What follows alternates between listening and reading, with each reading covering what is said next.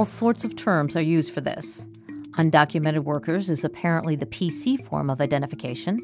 Then there's illegal aliens, or just plain illegals. Whatever the term, the bottom line is people are crossing our borders illegally every day to the tune of about 3 million a year, and they're staying here, which generates all sorts of reactions. One group was full of hate and anger as usual. Another group just wants us all to get along. A third group, mostly politicians and government workers, become strangely silent and avoid eye contact. The illegals run, and the rest of us are left wondering what is going on. Do they contribute? Do they not contribute? And just who or whom is making the money on this deal? Because someone is making money, or we wouldn't be in this situation. This is a country that can produce amazing results, and we can't figure out how all these people got here and what to do about it. So we're going to follow the money and see where it takes us, because the money is always the bottom line. There are some numbers that are extremely important when it comes to following the money. These numbers are the human beings that are in our country illegally right now. The U.S. Census Bureau said there are 9 million undocumented workers in the U.S. Bear Stearns did a study in 2005 to determine the real numbers, as they needed accurate figures to predict the financial aspect of this undocumented workforce. Using school enrollments, foreign remittances, housing starts, border crossings, and social service benefits, the number in 2005 was more like 22 million, not 9 million, double what the government was touting. Today, the government is saying we have 11 million illegals in the country. Using that same methodology, that number should be about 25 million, which is about the population of the entire state of Texas. 2.2 million of them live in Florida. California, Arizona, Texas, Georgia, Alabama, North Carolina, and Tennessee make up the majority of the states with the remaining 23 million illegals. Now, I don't blame the illegals, of which the majority are Mexican. If faced with the same circumstances, I do exactly what they're doing. To feed your family and give them a better life, I think most of us would do the same thing. It doesn't make it legal, and it doesn't make it right. It makes it understandable. Beginning of this, I told you about 7-year-old Roberto running with his mother under the fence 20 years ago. Well, I met up with Roberto, and he agreed to tell me his story. How old were you when you came to this country? Say 7, 8 years old. Okay, who did you come with? My mom and one of my big brothers. You're from Mexico? Yes, ma'am.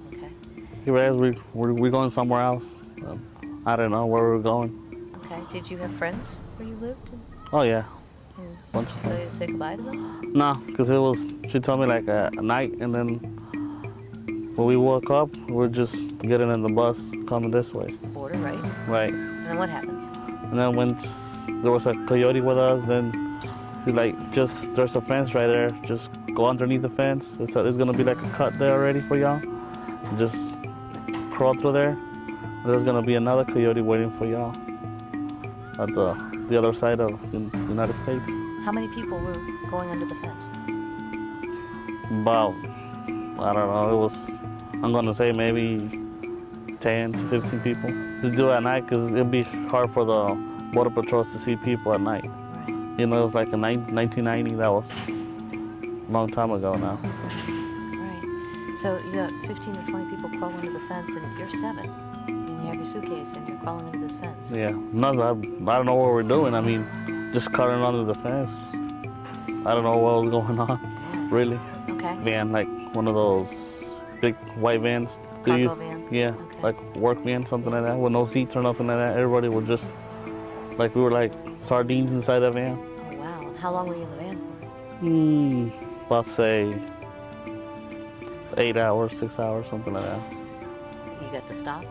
Yeah, we had to stop to the bathroom and stuff like that. And it was, that day, I remember that day, it was like snowing. And then we had to stop to the store to buy some blankets and stuff like that. And everybody was afraid to go to the store to buy those blankets, so the coyote had to go inside and get the blankets for us. We gave him the money, and he would go inside and get them. Mm-hmm. But everybody was just scared because, you know, we were all not legal. Right. And you had relatives living here, your brother? Yeah, I have brothers and an uncle. Well, I have one brother, that's it, and a couple of uncles. Okay, so it was like the whole family got to be together. Right. Okay. Was that good? Yeah, I mean, it was good because it was a long time I didn't see my uncles and cousins and new cousins I didn't even know because I was in Mexico. They never went to Mexico, so it was good. It was good for me. Cause, Right. I mean, I didn't know what was going on at first, but yeah. So when did you first realize that there was something not quite normal about what your situation was? When I was in school, when I went to elementary school, everybody was speaking English, so I was just like, what are they saying? I mean, I don't know. So from there, I had weeks and weeks, and then they put me like a translator for like she can help me what was going on and explain me all the stuff from school, and then after that, I mean, I was just getting the hang of it without the translator. But it was scary. I don't know. Yeah, it would be. Yeah. Very frightening. Because it was another language that I didn't know of. I just know Spanish, and it was new to me. Just hearing other people talking English, I don't know, they were talking about me or, I don't know. I mean, it was just... Yeah, that's very disconcerting. Yeah. Your wife is sitting next to you? Yeah. That's terrific. And she is legal? Yeah, she was a resident, then she came to a U.S. citizen. Okay, that's wonderful. Yeah. And you have not become a U.S. citizen? Not yet. All right, but you do have a social security number. Right. And a driver's license. Right. And you're able to work. Right. That's good. Okay, that's you were under the impression that that was a legal social security number. Right. Okay. What is going to happen when it's discovered that it's not a legal social security number? What will you do? Well, it's going to be hard to make a big decision. I mean, I know I cannot stay here. This is not my country or nothing like that. And if I don't got another choice, I have to go back to my country, to Mexico, and I don't know, take my whole family over there. It's gonna be for my daughters. It's gonna be like the same thing what happened to me when my mom brought me over here, because they ain't gonna know nothing from Mexico. All their lives, they were born here, and everything is different. It's gonna be different to them, like if it was to me when I got here. So it's gonna be like a really, really hard decision to know. Yes, it would be rough on Roberto and his family. Mexico is not the place to raise a family and prosper. No jobs, a horrible drug problem, and the government is often suspect. According to Stanford University, the Mexican economy is heavily dependent on remittances from the U.S., much from illegal immigrants.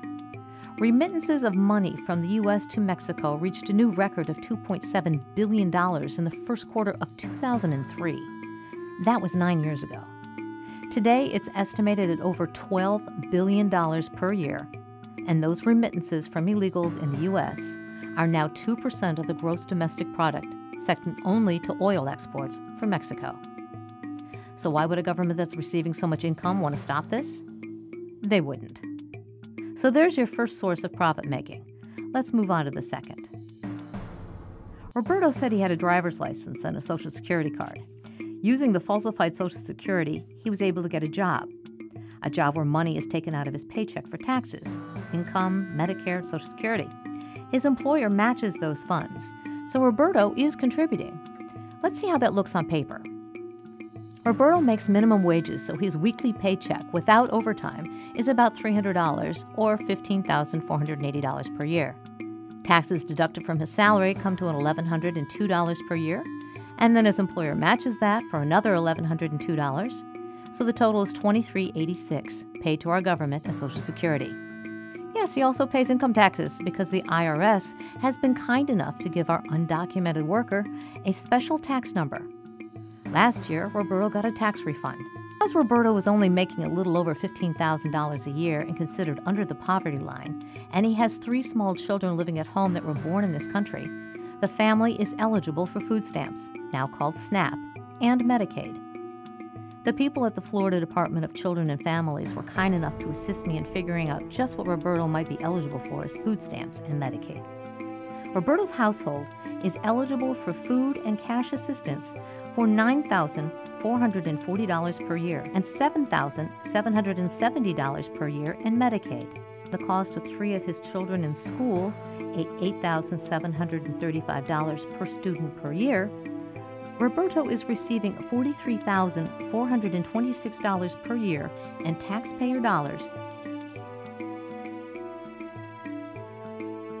We then have to subtract the money he's contributing, the $2,386. So you and me and the rest of the taxpaying population in Florida is contributing $41,040 to Roberto's family every year. Statewide, there are 54,718 illegal alien households receiving food stamps for $783,776,448 per year.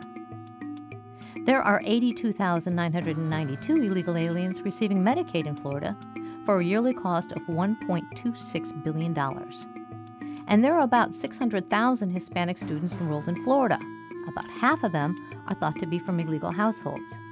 At a cost of $87.35 per student per year, those children are costing Florida taxpayers $2.6 million per year. When you total the cost of food stamps, Medicaid, and schooling for illegal alien households, you come up with a staggering figure, one that couldn't possibly escape the attention of our elected officials. But then maybe this figure doesn't seem as large when you compare it to the figure that these elected officials may be receiving from those that benefit from this illegal situation. But the bottom line is, we have to pay for it. We who have to pay for everything. You ready? $2,046,386,448. Want to see it again? $2,046,386,448 per year. And that total does not account for the emergency medical treatment pregnant illegals receive to give birth. Total health care for the country for uninsured aliens is approaching $30 billion per year. Guess who pays for this? But the federal government just got $2,386 from Roberto. And what would happen if each and every one of the 25 million illegals contributed that? The U.S. government will receive close to $60 billion in revenue. But we all know that many of the illegals are not using stolen Social Security numbers to get jobs. So let's just say a third of them are going that route. And that's still $20 billion to the federal bank account. Given many of them will never claim Social Security benefits, that money is sitting in an account. But the Social Security Administration can use the interest on that money to do what they wish. And the illegals that are afraid to get involved with paying income taxes? Well, the government just got a great big gift. It's like with Mexico. Why would a government that's making that kind of money want to stop it? But that's just the beginning. Let's peel back more layers and take a closer look at Social Security. Well, how can my Social Security number be associated with somebody that I've never heard of before? This is my Social Security number. I have my card. I live at the same address. I'm trying to fill out paperwork for school, and you're telling me that that's not my Social Security number, and I'm telling you it is. Well, how is that possible? I've never lived in Maryland. Stealing a Social Security number from a child is hard to quantify because it's usually not discovered for many years, often until the victim's credit is checked and they apply for a job or college financial aid, and they find their number is being used by someone else, and many times more than just one other person. Stolen identities can damage teens' chances of going to college, getting a job, and finding a place to live, and can saddle them with monumental financial and psychological problems. After a recent arrest on an identity fraud case, Captain Vance Akins of the Florida Department of Financial Services Division of the Insurance Fraud Division told reporters that 50,000 Social Security numbers are compromised each quarter in Florida. That's 200,000 a year. I contacted Patty Patterson, the regional director for Social Security in Atlanta, and asked her about this. She said she'd have to get back to me. What I got was an email from John Lasher, the Assistant Inspector General for External Relations, where he informed me that the Social Security Administration only issued Social Security numbers to those entitled for them. I wonder where Roberto got his. In any case, he asked me to please let him know how he could help. Why would the Social Security Administration deny this and not assist law enforcement in stopping the problem? Now let's look at some of the underground economies and how much money they're making. When an illegal crosses the border and wants to get a job, he or she needs a driver's license and a Social Security card. A birth certificate may be needed later on. Word on the street for a good passable driver's license and Social Security card is about $500. 25 million illegal aliens at $500, that's $12.5 billion. But not all illegals do it that way. Some just say a number and don't drive. And even if it's $3 billion, that's small pickings when it comes to workers' comp fraud and check cashing schemes. Jeffrey Branch, the chief of the Department of Financial Services Division of Insurance Fraud, explains how this works. It's based on the last example, or the last case that we had, where you had a shell company that allowed $27 million to flow through it.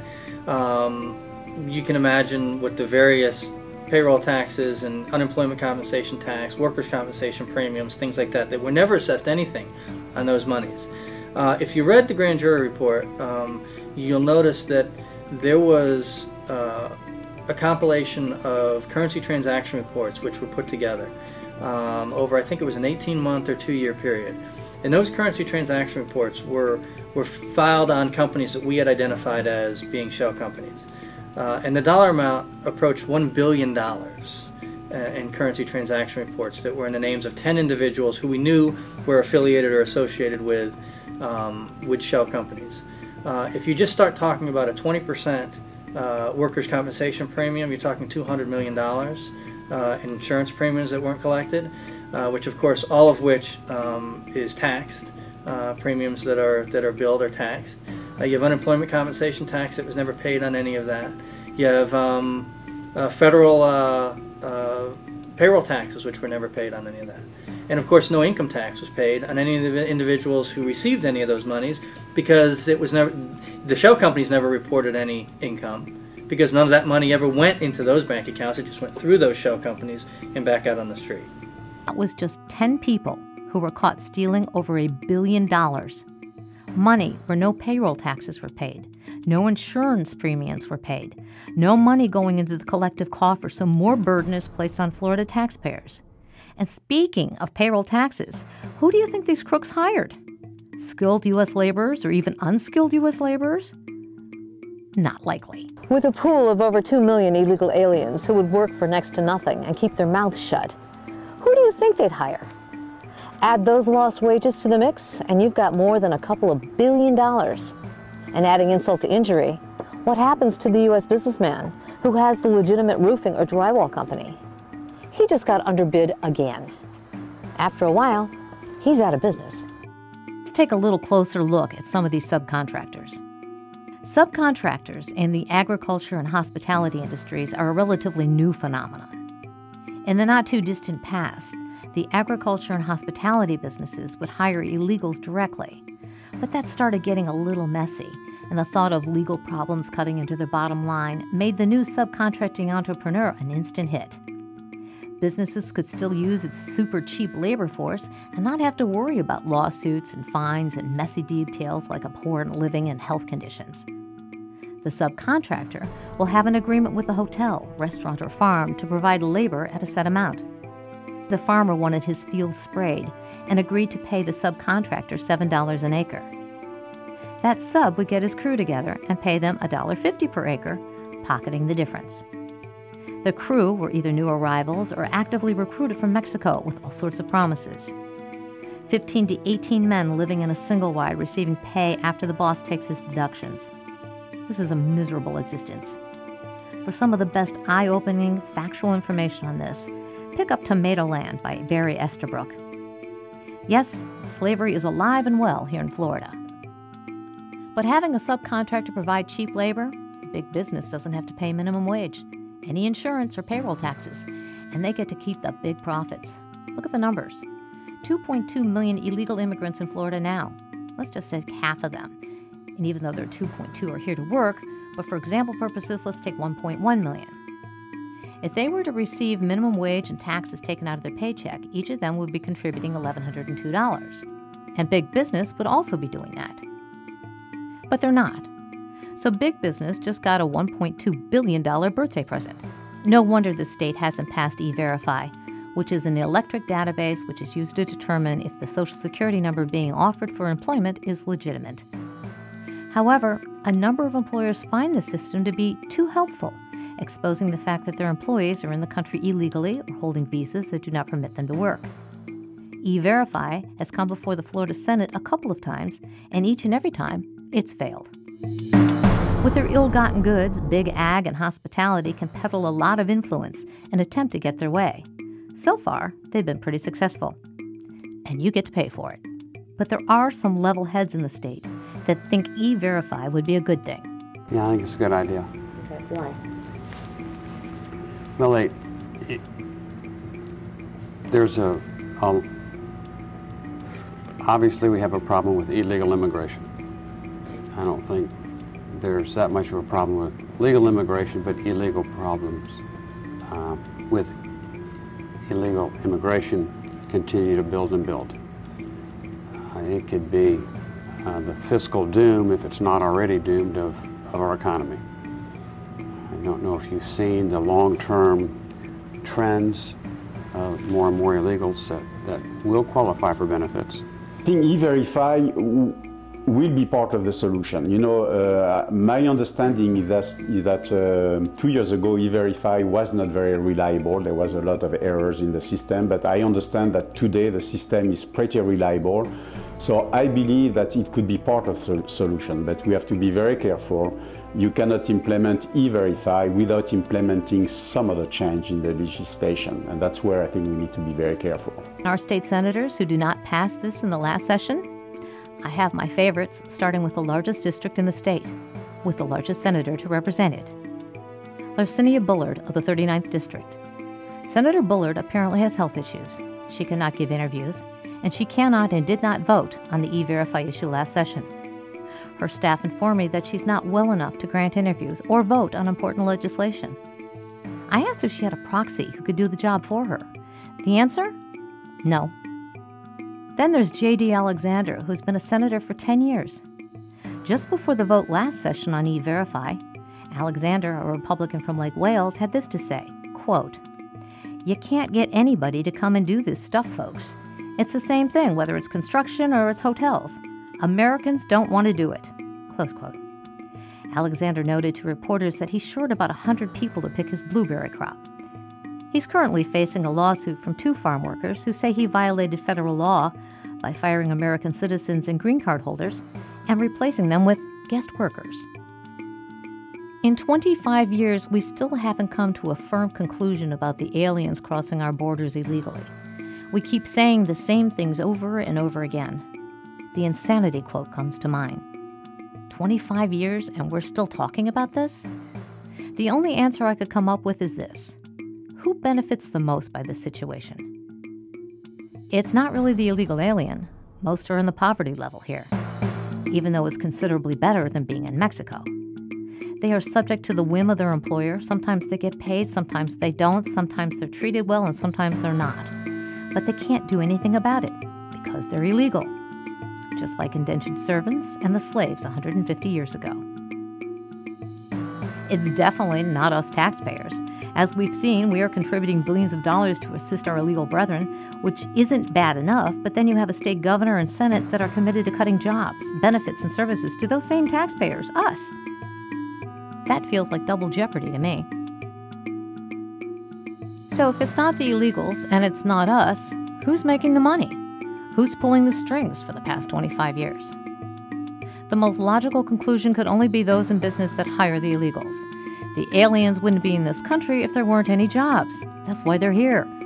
I don't think it has anything to do with our sandy beaches. Who are the businesses hiring the illegals in Florida? Agriculture and hospitality. Given the state's main source of income is tourism, the hospitality industry has very deep pockets, probably lined with your money from their lack of paying payroll taxes. Restaurant workers feed the tourists, maids clean their rooms, ground maintenance make it all look pretty, being paid under the table, skirting taxes and benefits. Hospitality business gets the benefit. We get the expense. And so vote buying in the political process is nothing new. Then you have big ag. All those citrus farmers, all the beef, pig, and chicken farmers, and tomato growers, and the blueberries. Who's going to pick that cotton, or oranges, or tomatoes? Another example of how big business, big ag pulls the strings of our legal system and the economy is Senate Bill 1246, introduced by Senator Jim Norman of Tampa, would make it a first-degree felony to photograph a farm, even from a public street, without first obtaining written permission from the owner. This bill was written to punish those reporters who went into Florida farms undercover and filmed the horrible, disgusting, and vile conditions that our wonderful chicken and pig farmers inflict on their animals, all in the name of making more money.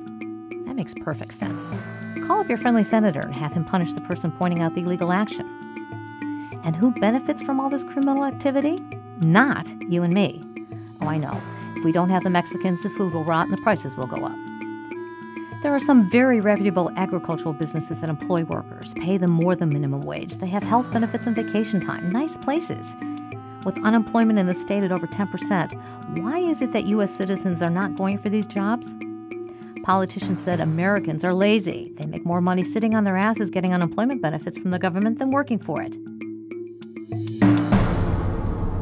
Many of the workers that they use work harder than Americans do that are here in a prosperous land.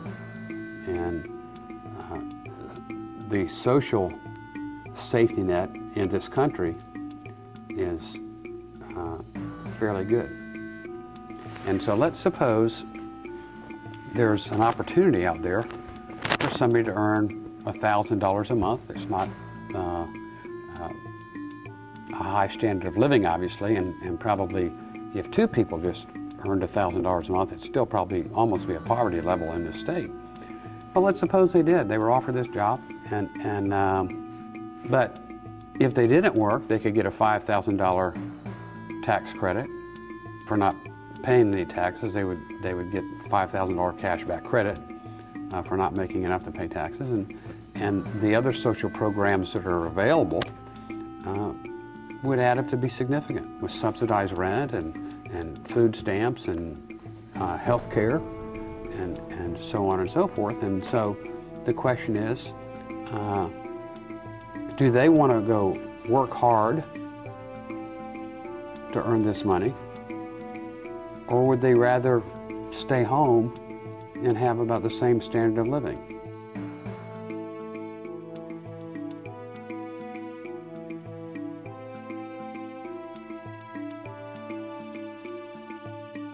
All right, there is one state senator, and he informed the reporters that he needed 100 people to pick his blueberries for $9 an hour, and he said Americans aren't willing to do that. He hadn't met me. You need a job, you need a job, you know. You need a paycheck, it beats nothing. And there's a lot of us Americans with nothing. I'd gotten really good on living on $275 for 2 weeks. On $275 a week. I've become pretty good at budgeting. I mean, I get food stamps. First time in my life I've had to apply for food stamps. At first I was kind of freaked out about it, but you know what? I've worked for 35 years. I paid my taxes for 35 years. And I paid a lot of taxes. When I was making 65 grand, I was paying a good portion. And I'm one of the few Americans, I like paying my taxes. It's important to pay your taxes. That's part of why you're an American citizen. That's why we have great roads and we have great educational systems. Not to want to pay your taxes, to me, that's un-American. So I feel bad I'm not even paying taxes now. But I did my share, and I've been out of work now almost 2 years total. I'd like to find a job so I could pay my taxes. I always thought the American dream was still there. You know, you can get a good education. I went to a good college. It really makes you feel that you did something wrong. You're not doing something right, not being employed. It all comes down to that. The ability to make enough money to support yourself and your family. That shouldn't be a monumental task. But it's become the main issue for us as Americans. Never before has this happened to our citizens. Even the Great Depression was not caused by the greed of just a few. Get and read The Wall Street Money Machine by Jesse Essinger and Jake Bernstein to find out the truth behind our economic meltdown. Again, it's the power of just a few making billions off the backs of hardworking taxpayers. The people running across the border are trying to make a living for themselves and their families. Americans are trying desperately to do the same thing. And those lucky enough to have jobs are shouldering the entire burden. We cannot go on like this. The illegals are here because they're getting paid by big ag and hospitality, paid under the table at meager wages. But meager is better than nothing. You need a job, you need a job, you know. You need a paycheck, it beats nothing. And there's a lot of us Americans with nothing. We have people in this country with nothing. I don't care what the politicians say.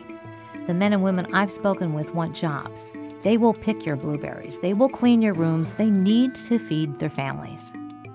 Those silent big business owners are pulling the strings and lining the pockets of your elected officials, making sure that there are plenty of subservient workers to guarantee their larger-than-life profits.